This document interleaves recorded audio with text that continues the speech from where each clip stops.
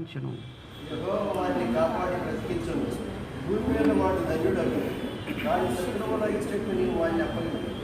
రోగశయ్య మీద యెహోవా వానిని ఆదరించును.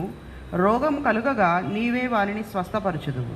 యెహోవా నీ దృష్టి ఎదుట నేను పాపము చేసి ఉన్నాను, నన్ను కరుణింపము, నా ప్రాణమును స్వస్థపరచుము అని మనవి చేస్తున్నాను. అయితే నా శత్రువులు నా విషయమై చెడ్డ మాటలు ఆడుచున్నారు. వాడు ఎప్పుడు చచ్చును, వాని పేరు ఎప్పుడు మాసిపోవును అని చెప్పుకొనిచున్నారు. ఒకడు నన్ను చూడవచ్చిన వాడు అబద్ధమాడును, వాని హృదయం పాపమును పోగు చేసుకుని వాడు బయలుపడి వీధిలో దాన్ని పలుకుచున్నాడు. నన్ను ద్వేషించు వారందరూ కూడి నా మీద గుసగుసలాడుచున్నారు. నశింపజేయవలనని వారు నాకు కీడు చేయ ఆలోచించుచున్నారు. కుదురని రోగం వానికి సంభవించి ఉన్నది, వాడు ఈ పడక విడిచి తిరిగి లేవడం చెప్పుకొనిచున్నారు. నేను నమ్ముకొనిన నా విహితుడు నా ఇంట భోజనము చేసిన వాడు నన్ను తన్నుటకై తన మడివనెత్తును. యెహోవా నన్ను కరుణించి లేవనెత్తుము, అప్పుడు నేను వారికి ప్రతీకారం చేసేది. నా శత్రువు నా మీద ఉల్లసింపక ఉండుట చూడగా నేను నీకు ఇష్టుడనని తెలియనాయను. నా యథార్థతను బట్టి నీవు నన్ను ఉద్ధరించుచున్నావు, నీ సన్నిధిని నిత్యము నన్ను నిలువబెట్టుదు. ఇశ్రాయేలు దేవుడైన యెహోవా శాశ్వత కాలం నుండి శాశ్వత కాలం వరకు స్తుతింపబడునుగాక. ఆమేన్, ఆమేన్. ఇంతటితో సంకీర్తన. 23వ దినపు లెంటులోని ఆరాధన ఆశీర్వాదాలుగా ఆహ్వానం. ఈ దినపు ఏర్పాటు చేయబడిన పరిశుద్ధ వాక్య భాగములు ఆదికాండము 6వ అధ్యాయము 5వ వచనం అని వ్రాయబడి ఉన్నది. తర్వాత సువార్త వాక్య భాగము పరిశుద్ధులైన మత్తయి రాసిన సువార్త 25లో 41 నుండి చివరి వరకు, అంటే 46 వరకు. అది ఆదికాండం 6వ అధ్యాయము 5వ వచనం చదువుకుంటే పూర్వపరాల అర్థమైపోయినట్టుగా ఉంటే అధ్యాయం చదవకలేదు. మనకు కావాలంటే మరి చదవాలి కనుక దాన్ని ప్రిపేర్ అయ్యి ఆదికాండము 6వ అధ్యాయము 1 నుంచి 22 వరకు ఇలా వ్రాయబడి ఉంది. వినబడుతుంది. నరులు భూమి మీద విస్తరింపనారంభించిన తరువాత కుమార్తెలు వారికి పుట్టినప్పుడు దేవుని కుమారులు నరుల కుమార్తెలు చక్కని వారిని చూచి వారందరిలో తమకు మనసుకు వచ్చిన స్త్రీలను వివాహం చేసుకునిరి. అప్పుడు యెహోవా, నా ఆత్మ నరులతో ఎల్లప్పుడూ వాదించదు, వారు తమ అక్రమ విషయంలో ధర్మాత్రమే అయినను వారి దినములో 120 ఏండ్లుగు ననెను. ఆ దినములలో నెఫీలులను వారు భూమి మీద నుండిరి, తరువాతను ఉండిరి. దేవుని కుమారులు నరుల కుమార్తెలతో పోయినప్పుడు వారికి పిల్లలు కనిరి. పూర్వకాలమందు పేరు పొందిన శూరులు వీరే. నరుల చెడుతనము భూమి మీద గొప్పదనియు వారి హృదయం యొక్క తలంపులలోని ఊహ అంతయు ఎల్లప్పుడూ కేవలము చెడ్డదనియు యెహోవా చూచి తాను భూమి మీద నరులను చేసినందుకు యెహోవా సంతాపము నొంది తన హృదయంలో నొచ్చుకొనెను. అప్పుడు యెహోవా, నేను సృజించిన నరులతో కూడా జంతువులను, పురుగులను, ఆకాశ పక్షాదులను భూమి మీద నుండకుండా తుడిచివేయుదును. ఏలయనగా నేను వారికి సృష్టించినందుకు సంతాపం నొంది ఉన్నానెను. అయితే నోవాహు యెహోవా దృష్టి యందు కృప పొందినవాడాయను. నోవాహు వంశావళి ఇదే. నోవాహు నీతిపరుడును తన తరములో నిందారహితుడునై ఉండెను. నోవాహు దేవునితో కూడా నడిచినవాడు. షేము, హాము, యాపేతును 3 కుమారులను నోవాహు కనెను. భూలోకము దేవుని సన్నిధిని చెడిపోయి ఉండెను. భూలోకము బలాత్కారంతో నిండి ఉండెను. దేవుడు భూలోకమును చూచినప్పుడు అది చెడిపోయి ఉండెను. భూమి మీద సమస్త శరీరులు తమ మార్గమును చెరుపు వేసుకొని ఉండిరి. దేవుడు నోవాహుతో, సమస్త శరీరుల మూలముగా భూమి బలాత్కారంతో నిండి ఉన్నది గనక నా సన్నిధిని వారి అంతము వచ్చి ఉన్నది. ఇదిగో వారిని భూమితో కూడా నాశనం చేయుదును. సారకపు బ్రాణుతో నీ కొరకు ఓడను చేసుకొనుము. అరలు పెట్టి ఆ ఓడను చేసి లోపటను వెలుపటను దానికి కీలు పూయవలెను. నీవు దాన్ని చేయవలసిన విధమిది. ఆ ఓడ 300 మూరల పొడుగును, 50 మూరల వెడల్పును, 30 మూరల ఎత్తును గలదై ఉండవలెను. ఆ ఓడకు కిటికీ చేసి పైనుండి మూరెడు క్రిందికి దాని ముగించవలెను. ఓడ తలుపు దాని ప్రక్కను ఉంచవలెను. క్రింది అంతస్తు, 2వ అంతస్తు, 3వ అంతస్తు గలదిగా దాన్ని చేయవలెను. ఇదిగో, నేనే జీవవాయువు గల సమస్త శరీరులను ఆకాశం క్రింద నుండకుండా నాశనము చేయుటకు భూమి మీదికి జల ప్రవాహము రప్పించుచున్నాను. లోకమందున్న సమస్తమును చనిపోవును, అయితే నీతో నా నిబంధన స్థిరపరచుదును. నీవును నీతో కూడా నీ కుమారులను, నీ భార్యయు, నీ కోడళ్లను ఆ ఓడలో ప్రవేశింపవలెను. మరియు నీతో కూడా వాటిని బ్రతికించి ఉంచుకొనుటకు సమస్త జీవులలో, అనగా సమస్త శరీరుల యొక్క ప్రతి జాతిలోనివి 2 చొప్పున నీవు ఓడలోనికి తేవలెను. వాటిలో మగదియు ఆడదియు నుండవలెను. నీవు వాటిని బ్రతికించి ఉంచుకొనుటకై వాటి జాతుల ప్రకారము పక్షులలోను, వాటి జాతుల ప్రకారము జంతువులలోను, వాటి జాతుల ప్రకారము నేలను ప్రాకు వాటన్నిటిలోనూ ప్రతి జాతిలో 2 చొప్పున నీ వద్దకు అవి వచ్చును. మరియు తినుటకు నానా విధములైన ఆహార పదార్థములు కూర్చుకొని నీ దగ్గర ఉంచుకొనుము. అవి నీకును వాటికిని ఆహారమగునని చెప్పెను. నోవాహు అట్లు చేసెను. దేవుడు అతని ఆజ్ఞాపించిన ప్రకారము యావత్తును చేసెను. ఇంతటితో ఆదికాండం పాఠ్యం ముగిసింది.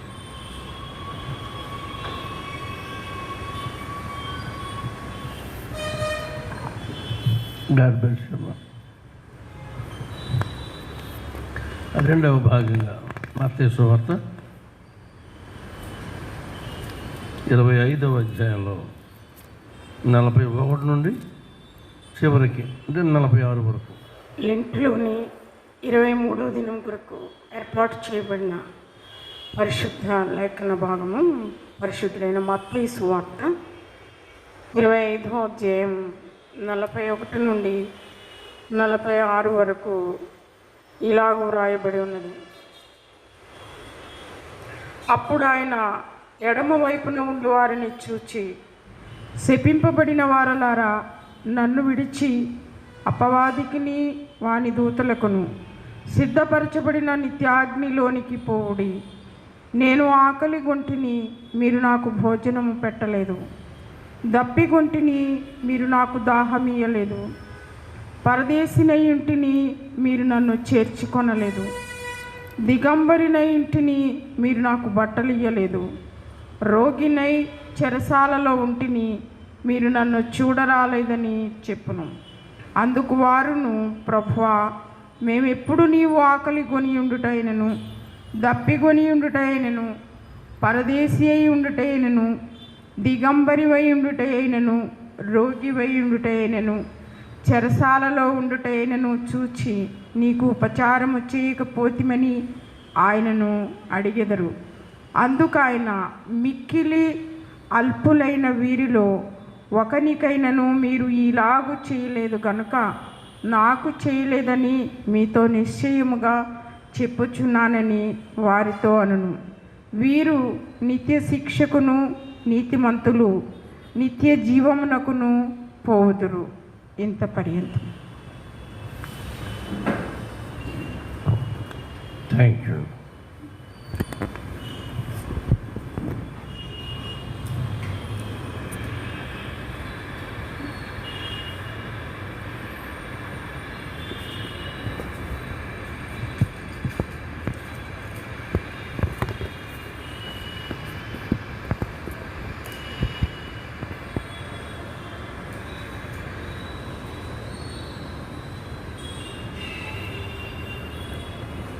ఆది కాండంలోని ఆ ఒక వచనాన్ని మరొకసారి చదువుకుని, అయ్యా, నరుల చెడుతనము భూమి మీద గొప్పదని వారి హృదయం యొక్క తలంపులలోని ఊహ అంతయు ఎల్లప్పుడు కేవలము చెడ్డదనియు యెహోవా చూచి తాను భూమి మీద నరులను నరులను చేసినందుకు ఉమ్, యెహోవా సంతాపము నుండి యెహోవా సంతాపమునంది తన హృదయములో నొచ్చుకొనెను. తన హృదయములో నొచ్చుకొనెను. ప్రార్థన చేసు. పరమందు ఆశీనుడైన మా పరమ తండ్రి,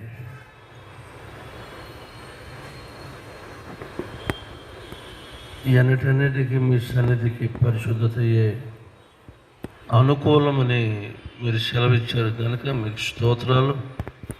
మీరు పరిశుద్ధుడై ఉన్న ప్రకారం మమ్మల్ని పరిశుద్ధముగా ఉండమనేది మీ కోరిక, మీ వాంఛ. అందుకని మేము పరిశుద్ధుడైన దేవుని కలిగి ఉన్నామనేది మా అతిశయం. మీకే స్తోత్రము రాజు. మీ సన్నిధిని భూమి చెడిపోయిన స్థితిని బట్టి మీరు నొచ్చుకున్నారని సాక్ష్యం గ్రంథముందు మాకు ముందుగా వ్రాయించారు. నిజమరయ్యా, వీఆర్ వెరీ సారీ. అందులో మేము ఉన్నాము. మా వలన మేము చెడిపోవడం కాకుండా మా చెడుతనము మిగిలిన లోకము చెడిపోవటకు అది ప్రభావితం చేసింది కనుక మమ్మల్ని క్షమించు. 23వ దినపు మీ దివ్య సంకల్పము, మీ ప్రేమ గల మీ మాటలు మా హృదయాల్లో మా ఆధ్యాత్మిక ప్రయాణానికి మమ్మల్ని బలపరిచి మీ సన్నిధి, మీ మహిమగల పరిపుష్టి మాకు అనుగ్రహించి ఆధ్యాత్మికంగా మమ్మల్ని బలపరచమని మీతో కలిసి నడువుటకు ఇష్టపడి మేము బయలుదేరాం. మా ప్రయాణం 23వ దినము వరకు మేము ప్రయాణం చేసామనైనా మీరు మీ వెంట పెట్టుకు తీసుకుపోతుండగా మిమ్మల్ని ఫాలో అవ్వడానికి మాకు మా శరీరము, ప్రాణము, ఆత్మ శాంతము మీ ఆధిపత్యానికి మీ పర్యవేక్షణలో ఉంచుమని పరిశుద్ధాత్ముడా, you are the programme secretary, తండ్రి యొక్క డైరెక్షన్లో నాయన కుమారుని పెర్ఫార్మెన్స్లో మమ్మల్ని నడిపిస్తున్నా మీకు వందనాలు. ఇప్పటికి చేరువచ్చిన బిడ్డలందరినీ పేరు పేరుని దీవించండి. మార్గాయాసం అనేది బిడ్డలలో ఎవరిలోనూ చొచ్చుకు వెళ్ళకుండానట్లు మీ కెరూబుల కాపు మా సంఘానికి, మా బిడ్డలకు అనుగ్రహించండి, ఆశీర్వదించండి. సమస్త మహిమ ఘనత మీరుకే అప్పగించుకుంటూ యేసు ప్రభువు నామమున అడుగుచున్నాము మా పరమ తండ్రి, ఆమేన్. మన తండ్రి అయిన దేవుని నుండి ప్రభు అయిన యేసుక్రీస్తు నుండి కృపయు సమాధానం మీకు కలుగునుగాక. ఆమేన్, ఆమేన్.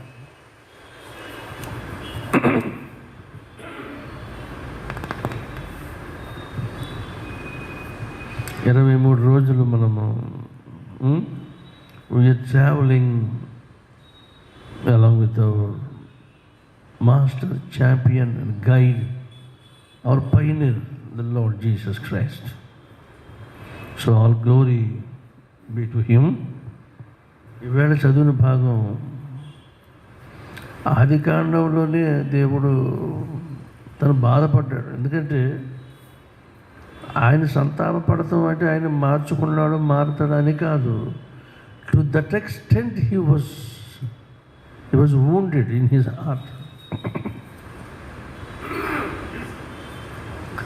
మాట వినని పిల్లల పట్ల తల్లిదండ్రులు పడే యాతనే, ఆ బాధ, ఆ గ్రీఫ్, ఆ దుఃఖము దేవుడు ఆదికాండం 6వ అధ్యాయం వచ్చేటప్పటికే ఆయన ప్రాణం అంతా మీదకు వచ్చింది. అది తను ఎక్స్ప్రెస్ చేశాడు తప్ప ఆయన మళ్ళీ ఏదో మార్చుకుంటాడు, మారుమనసు పొందాడు ఇలా అర్థం కాదు.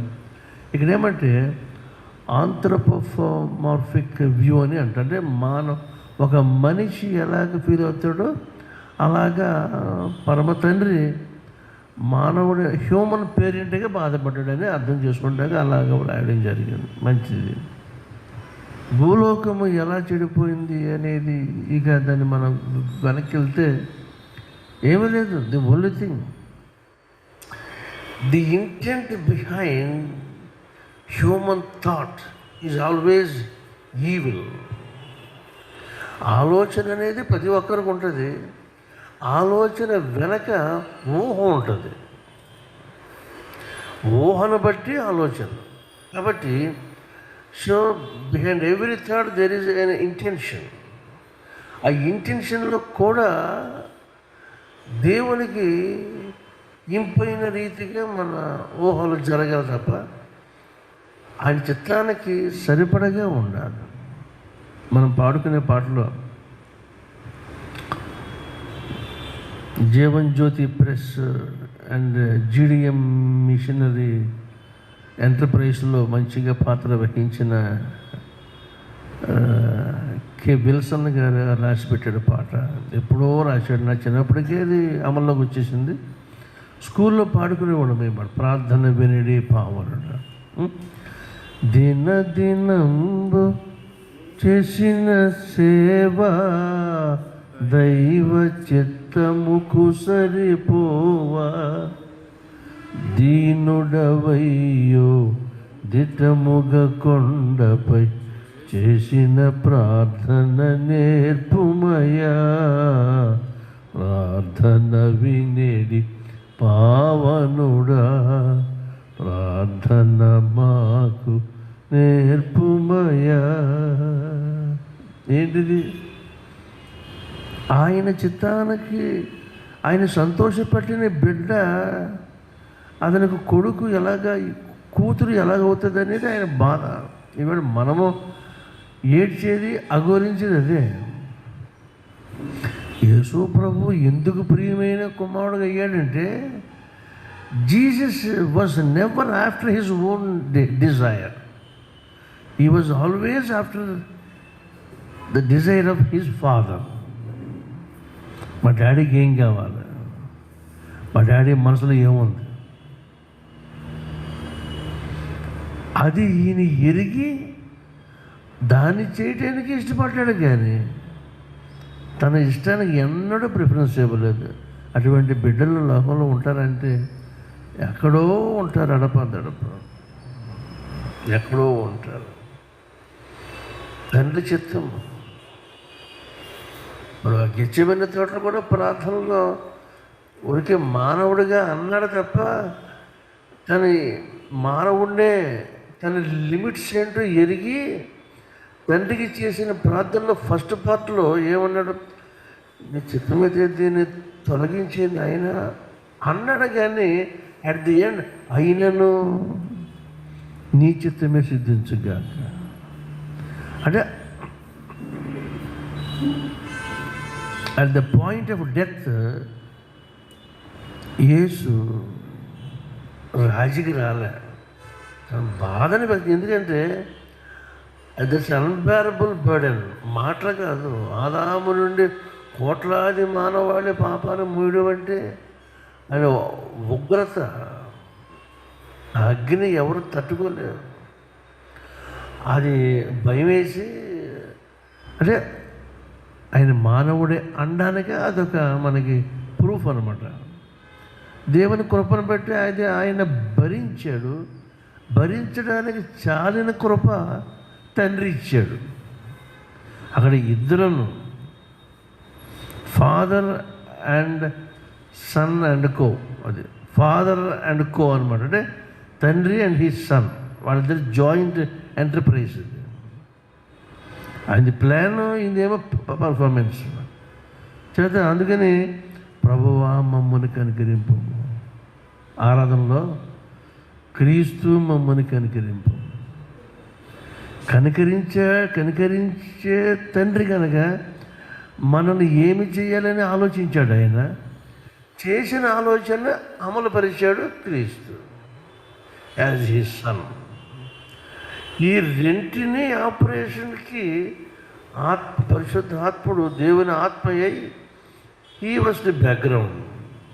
ప్రతి స్టేజ్కి ప్రోగ్రామ్ డైరెక్టర్ అలా అంటే మన కొరకు చేసిన ప్రతి ఏర్పాటులో ఈ ముగ్గురులో ఏ ఒకరు వేరుగా లేడు. ఈ 3 ఆర్ యునైటెడ్. ఓకేనా? ఇప్పుడు ఈవేళ మన కాన్సెప్ట్ ఏమంటే, నా విహితుడు ఏం చేశాడు, 41వ కీర్తనలో, కీర్తన ఎవరు రాశారు? దావీదు రాసుకున్నారు. కండిషన్ ఏంటి అక్కడ? చరిత్రలోకి మనం కనుక వెళితే, ఒక్క మాట ముందుకు వెళితే వెనక్కి జరిగిన ఇష్యూ మనం చాలా సులువుగా అర్థం చేసేసుకోవచ్చు. ఏమంటే, మొదటి సమూయేలు 12వ అధ్యాయంలో అహితోపెలు అనేవాడు, 2వ సమూయేలు ఈ గ్రంథాల్లో 17వ అధ్యాయం 2 శామ్యూయల్ 17th verseలో 17th చాప్టర్లో అహితోపెలు అనేవాడు ఉంటాడు. అతడు చెప్పాలంటే ఈయనకి ఒక ఫ్రెండ్ లాగా కూడా యాక్ట్ చేశాడు. అతను డేవిడ్ గారి రెజీమ్లో అతను ఒక అఫీషియల్. ఇతడు సలహాలు ఇస్తూ ఉంటాడు. అయితే దావీదు ఎందుకు రాశాడంటే, అహితోపెలు అనేవాడు సలహాలకి బాగానే ఇస్తాడు, కానీ సలహా అడిగిన వాళ్ళకి వాళ్ళు కూలిపోవాలి, వాళ్ళు ఇరుక్కోవాలనే ఆలోచన. డిటో ఆఫ్ ఇస్కరియోతు యోధ ఆశించాడు. యేసు ప్రభు వాళ్ళందరినీ తక్కువ కింద చూడలేదు. 15వ అధ్యాయం 15 వచ్చేప్పటికి, నేను మిమ్మల్ని శిష్యులని పిలుచుకుంటానయ్యా అని కూడా చెప్పాడు. They made like friends. అంచేత తన స్నేహితుడిని అప్పగించడంలో దావీదు విషయంలో అహితోపెలు, యేసు ప్రభు విషయంలో ఇస్కరియోతు యోధ, వీళ్ళు ఆ ఇంటి ఉప్పు పప్పు తిని ఆ ఇంటి వాసాలు లెక్క పెట్టినట్టుగా ద్రోహ కార్యాలు చేశారు వీళ్ళు. అందుకని 41వ కీర్తన ఆయన పడిన బాధని వ్యక్తం చేసుకున్నాడు. అది ప్రవచనాత్మకమై యేసు ప్రభు జీవితంలో ఇస్కరియోతు యోధ యొక్క రోల్ ఎలా జరిగిందో అది చెప్పడం జరిగింది. అంటే మానవ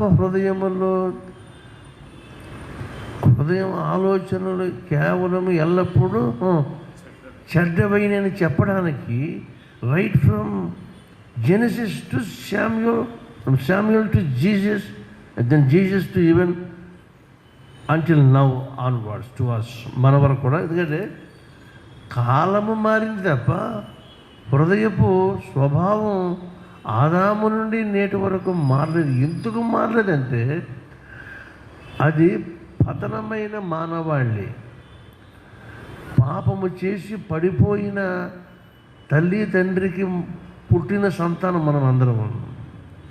కాబట్టి సేమ్ జెనెటిక్ ఏంటిది కరెంట్, అదే ప్రవాహం మనలో ప్రవహిస్తుంది. అంతే, ఇంకా కనలేదు. హృదయం ఘోరమైనది, మోసకరమైనది, అది ఘోరమైన వ్యాధి కలిది అని చెప్పిన మాటలకు అర్థం ఏమంటే, అవే హృదయం అని చెప్పాం. మనం కొత్తవడం కాదు కదా. We are not out of Adam, we are in and from Adam. ఆదాము నుండి మనం వచ్చాం కనుక అవే ఆ నేచరే మనం పడుకున్నాం. కాబట్టి ప్రభు ఈవేళ సంతాపపడేది ఏమంటే, వీడు ఎందుకు చేశాను అనుకున్నాడు. ఎందుకు చేయడం ఏంటి? నేను చెప్పాను మీకు చాలాసార్లు, ఆయన ఏదైనా మనకి ఇచ్చిన కెపాసిటీస్లో దేనిని ఆయన వెనక్కి తీసుకోడు. He gives. God always gives and at last he forgives. Man always want to get and at the end forget.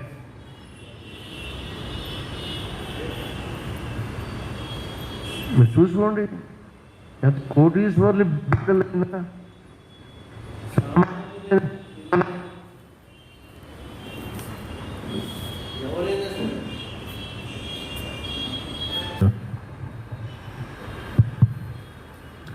అందుకని డేవిడ్స్ క్యాబినెట్లో ఒక మినిస్టర్ వీడు ఎవరు, అహితోపెలు. వాడు ఎక్కడ సందు దొరికితే అక్కడ హేళన చేయటం, తక్కువ చేయటం, ఎదుటోడు మేలు కొరకైన ఆలోచన తక్కువ వీడికి. క్షమించడం అనేది అసలు లేనే లేదు. కనుక ఈరోజు మన ధ్యానం ఏమంటే,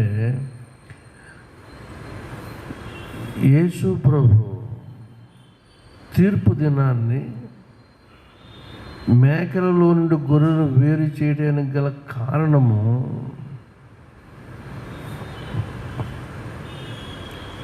అవి ఇవి కలిసి ఇంచుమించుగా ఒక జాతికి సంబంధించినవి కలిసి అవి బ్రతకగలిగే జంతువులు.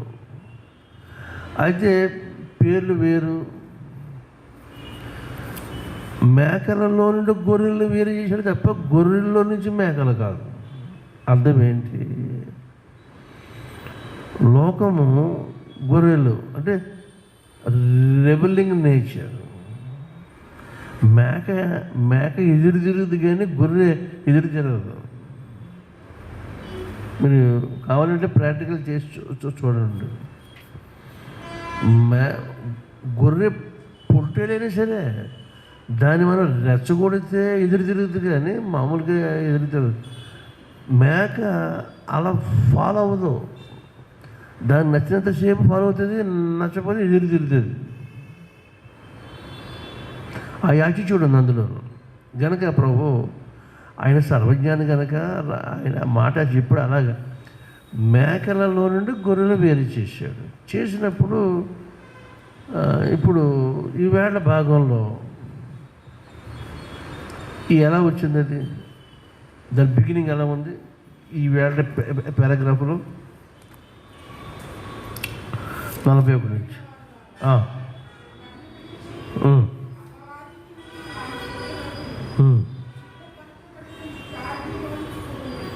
ఇక్కడ నిత్య అగ్నిలోనికి పోడి అంటున్నాడు.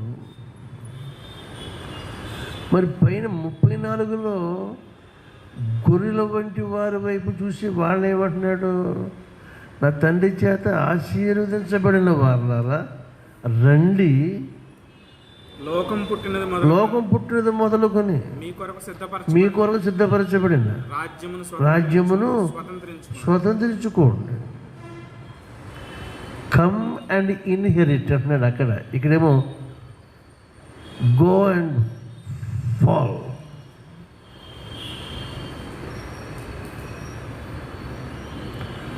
ఎంత వ్యత్యాసమో చూడండి. అక్కడ వాళ్ళతో ఆ తీర్పు రోజుని 40వ వచనంలో అందుకు రాజు మిక్కిన అల్పులైన ఈయన సహోదరులు ఒకనికి మీరు చేసి తిరిగి గనుక చాలండి. ఆ వచనం మీతో ఎందుకు చదివించారంటే ఆ వచన ప్రారంభం ఏముంది, అందుకు రాజు. అవునా? మరి 41లో కూడా ఏమంటాడంటే 44లో వీళ్ళు చేసిన అడ్రస్సు, అలాగే 30 ఏమంటాడు, ఎన్న వచ్చును ప్రభువా అంటే కదా, నీతిమంతులు ఎన్న వచ్చును 37లోను 44లో కూడా వీళ్ళు వాళ్ళు కలిసి యేసయ్యని ప్రభువా ప్రభువా అనే వీళ్ళు పలకరిస్తున్నారు. అందులో తేడా లేదు. కానీ గొర్రెల వంటి వారి విషయంలో మనకు రాయబడిన డిఫరెన్స్ ఏమంటే అందుకు రాజు అన్నాడు. మేకల వంటి వారి విషయంలో అందుకు రాజు లేదు, అందుకు ప్రభు ఏమీ లేదు. అంటే రిలేషన్ వాజ్ కట్ ఆఫ్. అది మీకు చెప్పాలి. రాజ్యాన్ని మీ కొరకు ఏంటి, లోకము పుట్టకమును అంటే లోకము పుట్టినది మొదలుకొని మీ కొరకు సిద్ధపరచబడిన రాజ్యమును స్వతంత్రించుకొనుడి. రాజ్యమును స్వతంత్రించుకోండి అని వేడంటున్నాడు. నిత్య అగ్నికి, నిత్య శిక్షకు మీరు పొండి అని ఇక్కడ వేడంటున్నాడు. ఇది చాలా భరించరాని సంగతి అండి. మనం అర్థం చేసుకోవాలి. ఇవన్నీ ఆయన చూశాడు. ఎక్కడ చూశాడు? ఆదికాండం 6వ అధ్యాయం చూశాడు. ఏం చూశాడు? భూమి మీద నరుని చెడుతనము యెహోవా చూచెను. ఏం చూశాడు?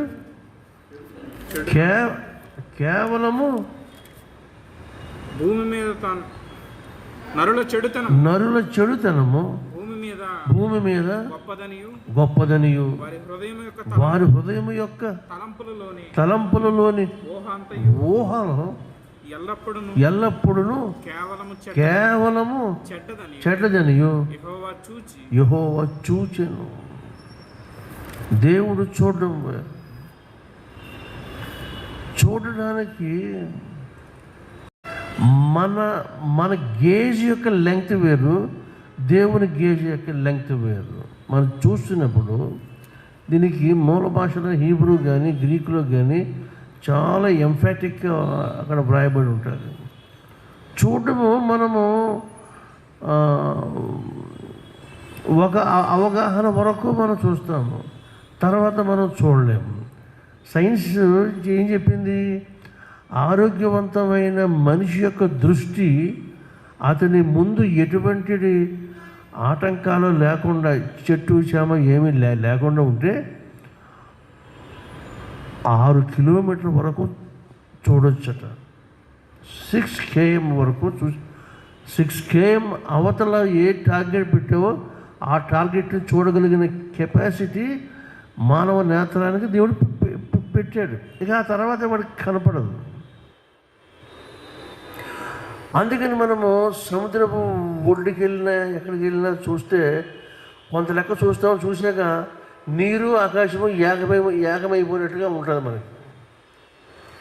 The length of our sight అంతవరకు. మరి దేవుని లెంగ్త్ ఎలా ఉంటుందంటే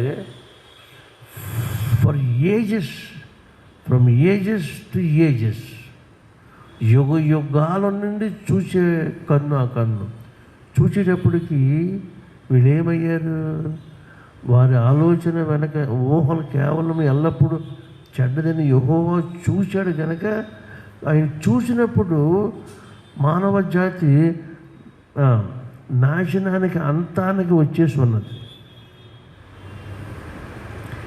డిస్ట్రక్షన్. హెల్ ఇంకా రాలేదు.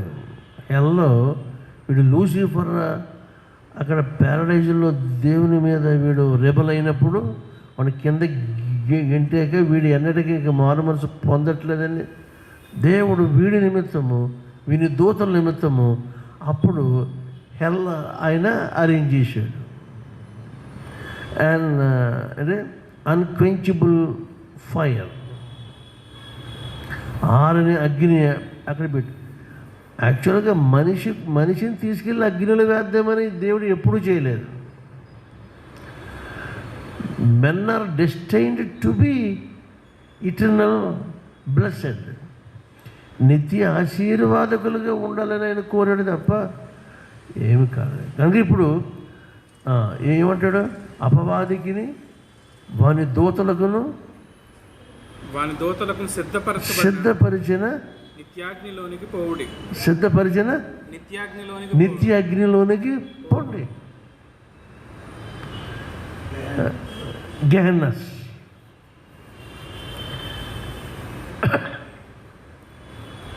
The eternal fire. ఇది ఎప్పుడు? On the last day, judgement జరిగే రోజునే తీర్పు. జడ్జిమెంట్ ఎప్పుడు? జడ్జిమెంట్కి ముందు 1000 years, 1 millennium, Satan will be arrested in the Sheol. పాతాళంలో వాడిని బంధించేస్తాడు. ఆ 1000 years భూమి మీద నూతన ఆకాశము, నూతన భూమి, అప్పటికే ప్రభు కలుగు చేస్తాడు. అందులో వీళ్ళు ఈ యేసు ప్రభు సింహాసన సేవకుడు, పరిశుద్ధులు, హతసాక్షులు, సువార్త కొరకు మరి తమ ప్రాణాలను పణంగా పెట్టినోళ్ళు, సాక్షులు ఉన్నవారు, సంఘాలు పెట్టినోడు, సంఘం స్థాపించేవాడు, సువార్త ఆయన రాజ్యం నిమిత్తం ఎవరైతే ఏమేమి చేశారో అట్లాంటి వారందరికీ ప్రభు ఆ 1000 ఏళ్ళ పరిపాలనలో కేటగరైజ్ చేసి చక్కగా వాళ్ళని not only citizens and also some official ranks కూడా ఇస్తూ ఉంటాడు ఆయన. అప్పుడు పరిపాలన జరుగుతుంది. అప్పుడు భూలోక చరిత్ర అంతా కూడా అవాకైపోతారు. ఏ రాజ్యమైనా ఎప్పుడైనా 1000 సంవత్సరాలు పాలన చేసిన రాజ్యం లేదు. ఒకవాడు చేసిన తండ్రులు కొడుకులు మనవాళ్ళు వస్తారు. ఈ లోపల రాజ్యం పోవడం రకరకాలుగా మార్పులు జరిగిపోతూ ఉంటాయి. ఏసే రాజ్యము ఎన్ అన్చేంజింగ్ కింగ్డమ్. ఆయన రాచరికం అలా సాగుతుంది. అప్పుడు సింహము గోవు, సింహము ఆవు ఎద్దు కలిసి గడ్డి మేస్తాయి. నాగుపాము చంటి పిల్లలు కలిసి ఆడుకుంటారు.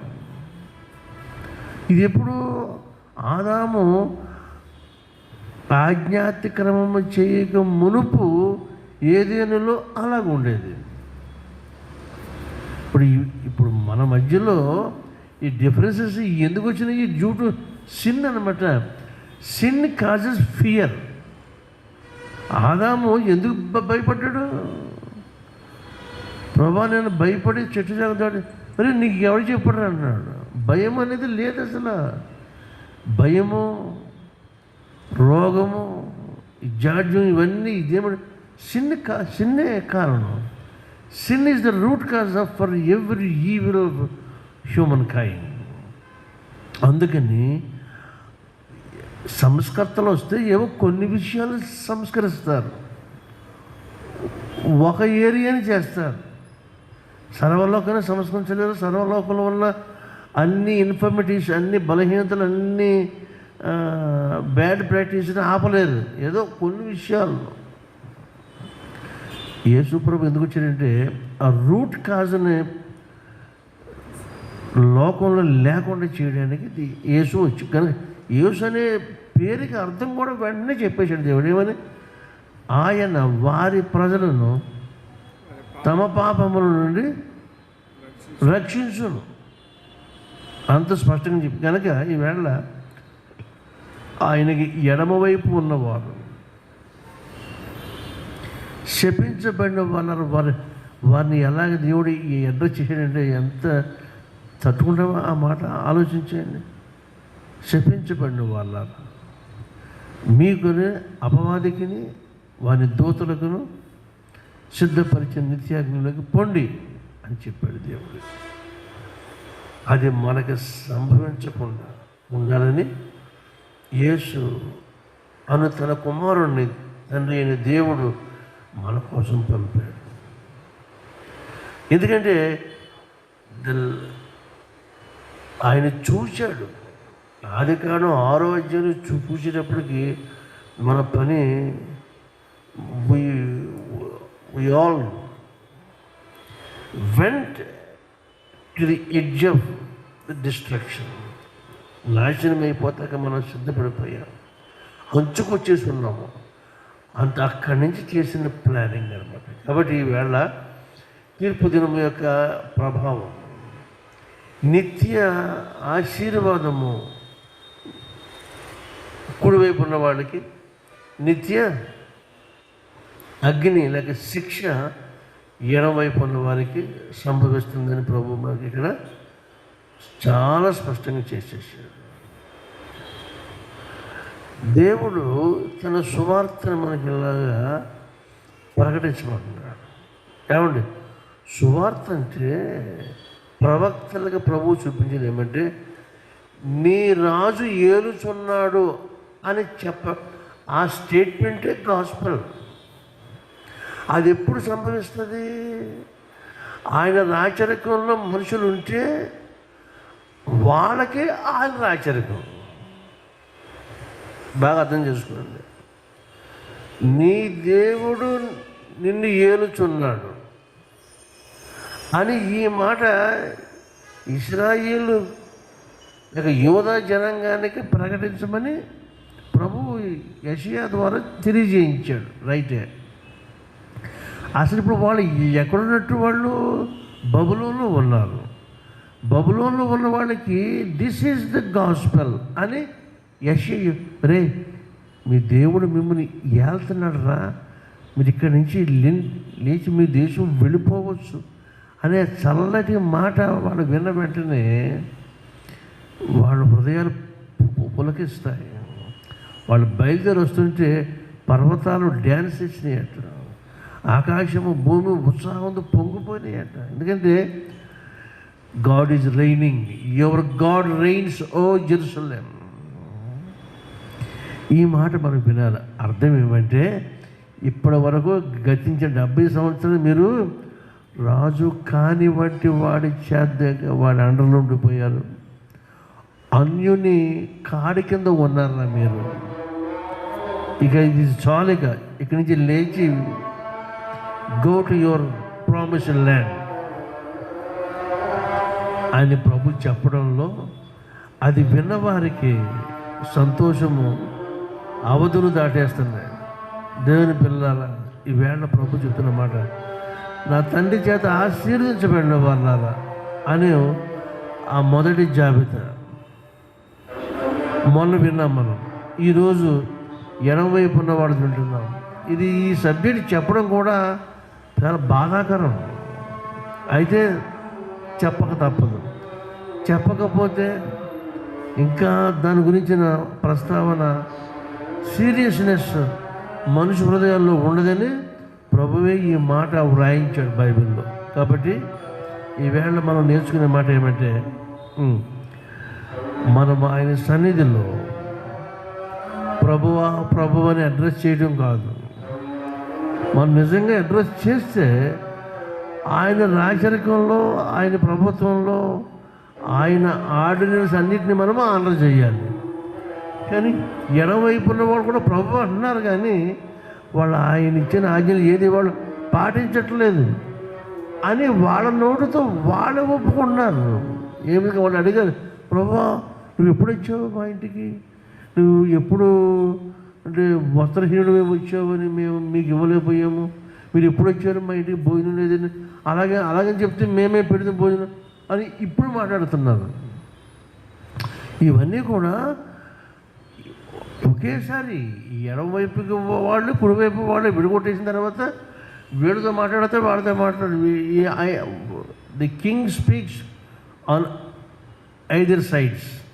ఒకేసారి వెళ్తే మాట్లాడిన తర్వాత వీళ్ళతో మాట్లాడతారు.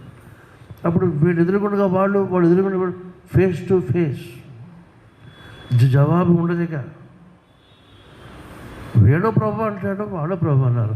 ప్రభు నువ్వు ఎప్పుడు వచ్చావు, నేను రావడం కాదు, మిక్కిలి అల్పులైన ఈయన సహోదరులు మీరు చేశారే అది నాకు చేసి ఇట్ ఈక్వేట్స్ టు మీ అని అంటున్నాడు.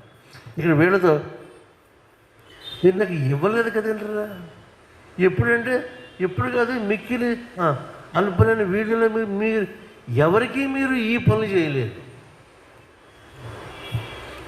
అంచేత ఈ 6 కార్యక్రమాలు మనిషి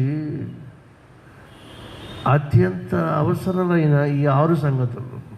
అందుకని మన బంధువులు కానీ స్నేహితులు కానీ మన నోన్ వన్స్ ఎవరైనా జబ్బు పడినప్పుడు, హాస్పిటల్లో ఉన్నప్పుడు, వాళ్ళు ఇబ్బందులు ఉన్నప్పుడు వాళ్ళని వెళ్ళి మనము పలకరింపుకి వెళ్ళాలని అంటారు. చూసారా, ఎందుకు వెళ్ళాలండి, రేపు నీ జరిగితే నీ ఇంటికి రారు. ఈ పలకరింపుకి అంత వాల్యూ ఇచ్చాడు. నేను జైల్లో ఉన్నాను, నన్ను చూడడానికి వచ్చావా నువ్వు, నేను బట్టలు లేకుండా ఉన్నాను, నన్ను ఎప్పుడైనా చూసావా, నాకు అన్నం లేదు, నువ్వు ఎప్పుడైనా భోజనం పెట్టావా అంటే ప్రభు అంటే ఏడకుండా ప్రభు నేరుగా నేను నజరేయుడైన యేసుని వస్తున్నాను, నాకు అన్నం పెట్టమని అంటాడేమో అనుకున్నా. అలా రాడైనా he comes in many ways. అందుకని ఇళ్ల మీద పెట్టుకునే ఫోటోలో ఈజ్ ది అన్సీన్ గెస్ట్. అంటే Jesus Christ the head of this house, the unseen guest and the silent listener. వంటగదిలో మాట్లాడుకుంటున్న సంగతి వేరు, బెడ్రూమ్లో మాట్లాడుకుంటున్న సంగతి వేరు, డైనింగ్ దగ్గర కూడా మనం మాట్లాడుకుంటూ ఉంటాం. ఆ మాట్లాడట ఆయన నిశ్శబ్దంగా వింటాడట. అందుకని మనం ఏం చేయాలి? ఈ మనం జీవించినంత కాలము ఇవన్నీ కూడా చాలా యూజువల్ ఇష్యూస్. ఇవి ఆకలిగా ఉన్నప్పుడు, దాహంగా ఉన్నప్పుడు మనం వాటిని చాలా లైట్గా తీసుకుంటాం. అలా తీసుకోవద్దు. నీళ్ళు అడిగిన వెంటనే ఇవ్వండి. మీకు కనబడినప్పుడు, అవకాశం ఉన్నప్పుడల్లా ఈ పనులు మనం చేయాలి. ఎందుకంటే ఏమో వాళ్ళ ఆరోపంలోకి రావచ్చేమో కదా. ఆయన యేసు ప్రభు వాళ్ళలో ఆ మాట ఆయన ఇచ్చి చెప్పేశాడు. మీరు నాకు డైరెక్ట్గా మీరే వచ్చారు. నాకు అక్కడ మిక్కిలో అల్పలేని వీరిలో ఒకటికి చేస్తే అది నా లెక్కలోకి చేర్చబడిపోతుంది. ప్రభు చెప్పినప్పుడు ఇది మనకి మోస్ట్ అందుబాటులో ఉంది. మనకు చాలా అందుబాటులో చెప్పిన మంచి ఉపాయము దేవుడు మనకు చెప్పాడు యేసు ప్రభు. కనుక అలా చేయడానికి మనము వాక్యము చేత జరుగుతున్న పరిస్థితులన్నిటిని చూచుట చేత మనము ఇంటరాక్ట్ అయ్యి ప్రభువుని, ఆయన మనసుని మనం దోచుకుందాం. ఆయన చిత్తం చేయడానికి మనము ఉపక్రమిద్దాం. అందుకని పరలోకమందున నీ చిత్తము ఎలాగో భూమి మీద అలాగ జరుగును కాకని మనం అనుదినము చేస్తున్న ప్రార్థనలో ఇది ఇలాగ చేయటం కొంత నెరవేర్పుకు జరుగుద్ది. ఈ సంగతి మీకు తెలియజేస్తూ వాక్యం ముగిస్తున్నాం. ప్రభు మేమందరం దీవించును గాక. ఆమేన్. ప్రార్థన చేసుకుందాం. పరిశుద్ధమైన తండ్రి యేసు ప్రభు, మీ దివ్యనామములు వందనాములు. తమరు తండ్రిగా, కుమారుడుగా, పరిశుద్ధాత్ముడుగా మా కోసం ఆయన త్రియక దేవుడి మమ్మల్ని రక్షించిన నిమిత్తం రక్షణ ప్రణాళిక మీరు రచించి నెరవేర్చి నేడు అమలు చేయడానికి మీరు మాతోనూ, మాలోను, మా సంఘాల్లో, మా కుటుంబాల్లో, మా బిడ్డల్లో మీరు మానక చేస్తున్న కృషికే స్తోత్రాలు నాయన. ఏమైనాను మేము మీ బిడ్డలముగాను నిత్య జీవమునకు మమ్మల్ని అర్హులుగా చేయగలందులకు మా తరపున మీ కుమారుడు చేసిన త్యాగము యుగ యుగాలకు నాయన తీర్చజాలనిది, మరవరానిది గనక మీకు కోట్లాది వందనాలు చెల్లిస్తున్నాం నాయన. 23వ దినాన్ని బట్టి స్తోత్రాలు చెల్లించుకుంటూ బిడ్డలందరిని బట్టి మరొకసారి స్తోత్రాలు మీ సన్నిధిలో మీకు థ్యాంక్స్ చెప్పుకుంటూ రాని బిడ్డ కొరకైనా ఆరాటము బిడ్డల్లో కలిగించి ప్రతి ఒక్కరూ ఒకరితో ఒకరు మాట్లాడుకొని మనం యెహోవా సన్నిధికి వెళుదాము అని తమ సంఘీభావాన్ని, ప్రేమను పంచుకోవడం కావాల్సిన ప్రేరణ మీరు దయచేయండి. మీ కృపా విశేషానికి బిడ్డలను అప్పగిస్తున్నాను ఆయన. సార్వత్రిక సంఘాన ఆరాధన బట్టి వందన చెల్లిస్తున్నాం. మా హెచ్ఎండి సంఘాన్ని ప్రత్యేకపరచండి. సమస్త మహిమంగంతో మీకే అప్పగించుకుంటూ యేసయ్య పరిశుద్ధ నామమున అడుగుచున్నాము మా పరమ తండ్రి. ఆమేన్. పరలోకమందున మా తండ్రి, మీ నామం పరిశుద్ధపరచబడుగాక, మీ రాజ్యం వచ్చునుగాక, మీ చిత్తం పరమందు నెరవేర్చునట్టు భూమి మీద నెరవేరునుగాక. మా నిధిన ఆహారము నేడు మాకు దయచేయండి. మనం అపరాధం చేసిన వారిని క్షమించిన ప్రకారం మా అపరాధమును క్షమించు. మమ్మ శోధంలోనికి తేక దుష్టుడి నుంచి తప్పించుము. రాజ్యము, శక్తియు, మహిమయు నిరంతరము నీవైనవే. ఆమేన్. మన పరమ తండ్రి దేవుని ప్రేమయు, మన ప్రభువైన యేసుక్రీస్తు వారి కృపయు, పరిశుద్ధాత్మ అన్యోన్య సహవాసము సదాకాలము మీతో ఉండును గాక. ఆమేన్. ఆమేన్. యేసుక్రీస్తును పేరున రక్షకుడు వెలసినాడిల లోపల, దోషకారి జనులతో ఎంతో సుభాషలను బల్కినాడు, ఎంతో సుభాషలను బల్కినాడు. దేవుని ప్రేమ ఇదిగో జనులార భావం తెలియరే కేవలము నమ్ముకునినా పరలోక జీవంబు